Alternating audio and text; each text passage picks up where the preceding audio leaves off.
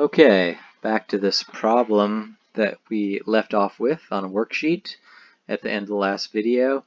We've got a mass which is attached to a spring and hanging vertically, and we've pulled it down so that the bottom edge is at what we would call x equals 0 and plus x is up, and we're going to graph x of the bottom edge of the mass as a function of time for 2 complete up and down oscillation periods here. Okay, let's just start with the easier of the two, which is x as a function of t. And what I'm going to draw first, I'm first going to try to decide where should I start the graph. At what we're called t equals 0, we are releasing it where the bottom edge of this is right down here at x equals 0. So at t equals 0, we should start the graph right down there at x equals 0. Okay, so the first dot I would put on actually is right at x, it's at x equals 0 at t equals 0. What happens right after that? Well, as time moves on, it starts heading upward. First, it has a very small positive x velocity, and it starts to get bigger. In other words, it's speeding up in the positive direction. That's a positive x velocity. So it starts at 0, but it heads up to positive x's, and the slope of the tangent line should be getting,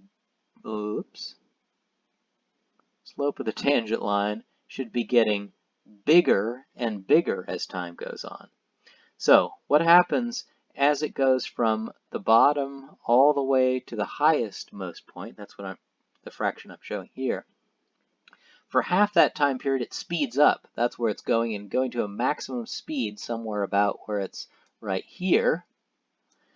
And that means the slope of the tangent line should be getting more and more and more positive. Notice it starts out at 0. We've released it from rest, and then the slope of the tangent line gets bigger and bigger and bigger until right at this particular time, halfway between the bottom and the top, slope of the tangent line is pretty big and positive, right?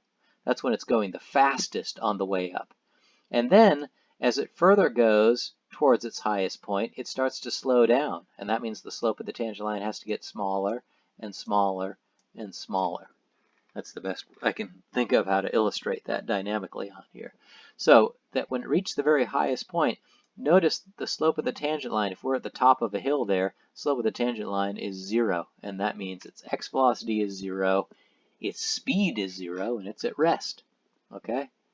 Similarly, on the way down from the topmost point to the bottommost point, completing that first cycle, it starts out at rest at the topmost point, and then its x velocity starts to become more and more and more negative because its displacements are starting to become negative. It reaches some maximum negative x velocity at this particular time here, at which the slope of the tangent line is large and negative.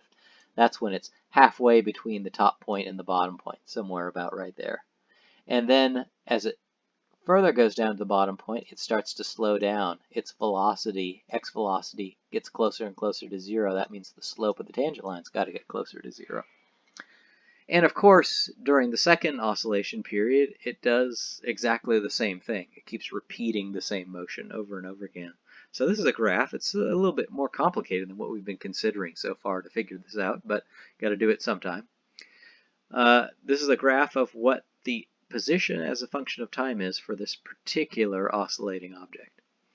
Now, to create the velocity versus time graph, what I'm going to do is only use the graphical description of how to get the velocity. In other words, if I want the velocity at time t equals 0, I should attach a tangent line at time to the graph at time t equals 0 and just check out what the slope is.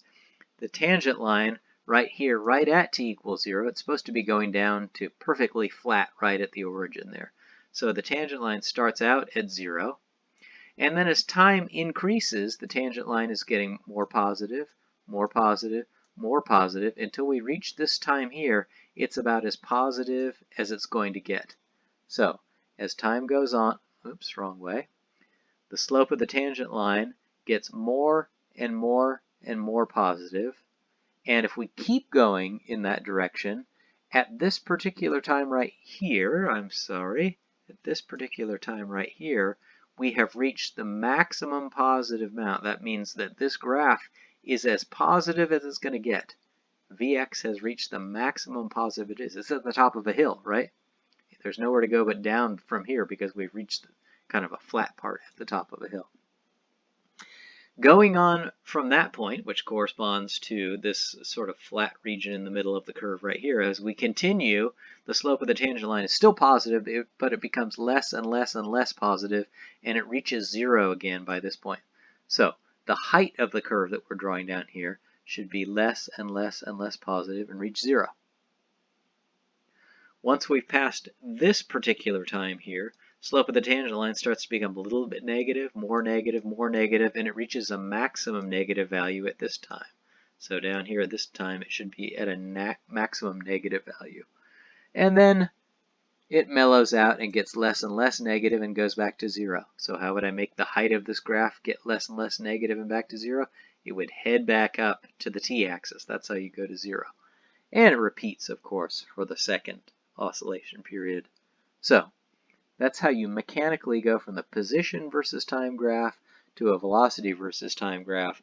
That's not just a meaningless exercise. We're going to start using the velocity versus time graph as an integral part of defining what's called the acceleration. So this is our first example of trying to translate a position versus time graph into a velocity versus time graph. If you had trouble with it, that's understandable. We're going to get a lot more practice with this in the next week, and we'll, assuming we're in for physical meetings, we're actually going to do some sort of lab exercise associated with it. Now we're going to go on, continuing with the subjects we talked about at the beginning, and define what's called acceleration for one-dimensional motion. And how you get from displacement to velocity is kind of analogous to how you get from velocity to acceleration in one-dimensional motion. I know this looks a lot like the graph that we looked at before for position versus time, but it's not. I've changed the axes. This is actually the x velocity as a function of time. So it's like I'm watching something moving on the x-axis, and at each time I've considered what the x velocity is. Something could be positive or negative. Positive corresponds to moving in the plus x direction, negative in the minus x direction. And I've plotted what Vx is as a function of time for all the different times that we're concerned with for this particular motion. Okay? And the first thing to realize is that anytime the x velocity of an object is changing, at that instant it's got a non-zero x acceleration. So that's something you can kind of hang on to. So in this region in between t0 and t1, the x velocity is constantly going up and up and up. And that means it's definitely accelerating during that time period. All right, let's make some definitions, which are exactly like the definitions we made for average x velocity. The average x acceleration during a time interval from t0 to t1 is just not the change in position, but the change in x velocity divided by the change in t. Change in velocity divided by change in t gives me the x acceleration. And notice, if there is a change in x velocity, that's what we said just corresponds to an acceleration. If velocity is changing, you've got a non-zero acceleration. There's the same interpretation of the graphical interpretation of a secant line here. If I connect 2 points on the Vx versus t graph, say between time t0 and t1, connect them with a straight line, we would call that a secant line to this graph. And since we're concerned with delta Vx over delta t, we can see if we go from this point down here up here, first along just the Vx direction and then along the delta t direction, the rise would correspond to delta tx and the run would correspond to delta t. So I know there's a lot of things to keep track of here, but in the same way, the slope of the secant line between two times on an x versus t graph corresponds to the average x velocity. So here, the slope of the secant line between two times on the Vx versus t graph corresponds to what we call the average acceleration. So the average acceleration is the slope of the secant line. And again, we don't really care about the average acceleration. It's just a stepping stone to get to what is called the acceleration, sometimes called the instantaneous x acceleration if something's moving on the x-axis. And it's defined only at a particular time. say, for example, time t0 here. I want to know what's my acceleration right at that time. I don't want an average between t0 and t1. I want to know how I was accelerating right at t0. And what we do is the same exact thing we did before. We take that time, the ending time t1, and move it closer and closer and closer to t0. And that means this secant line in this example would start to have a smaller and smaller and smaller slope, and it would approach a tangent line as delta t gets closer and closer to 0. In other words, as t1 gets closer to t0, delta t is going to 0. And we denote that by this strange limit notation that just means find out the limiting behavior of this ratio as you make delta t get smaller and smaller and smaller closer to the time you're interested in. So if we're interested in t0, we do that, and graphically, for the same exact reason as before, if I plot Vx versus t and I attach a tangent line at some time t0, the slope of that tangent line is the instantaneous x acceleration.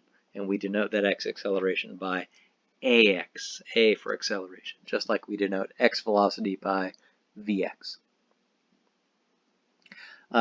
Again, I'm trying to make these videos short enough that they're not too long. You can digest them in short amounts. So let's take a break and we'll come back and talk about some of the difficulties in conceiving acceleration. Most people have a pretty good understanding of velocity from their everyday, conversation, but acceleration can be a lot more confusing even though we use that word in everyday language. So we'll start out with that when we come back.